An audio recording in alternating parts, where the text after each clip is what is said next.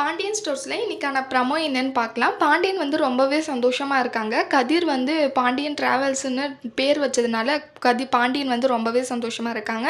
கோமதி கிட்ட சொல்லி சொல்லி பெருமைப்படுறாங்க. என் மகன் பார்த்தியா பாண்டியன் டிராவல்ஸ்ன்னு வச்சிருக்கான் அப்படின்னு சொல்லிட்டு.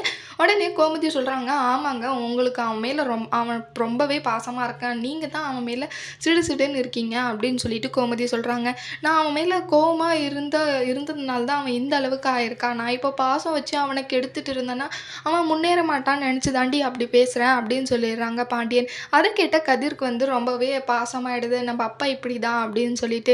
அடுத்து ராஜுகிட்ட போய் பேசுகிறாங்க. ராஜு உனக்கு எந்த கவலையும் இல்லையா? நான் அப்பா பேரை பாண்டியன் ட்ராவல்ஸ்ன்னு வச்சதுக்காக அப்படின்னு சொல்லிட்டு கேட்குறாங்க. எனக்கு எந்த கவலையும் இல்லைங்க அண்ணா, எனக்கு ரொம்பவே சந்தோஷம்.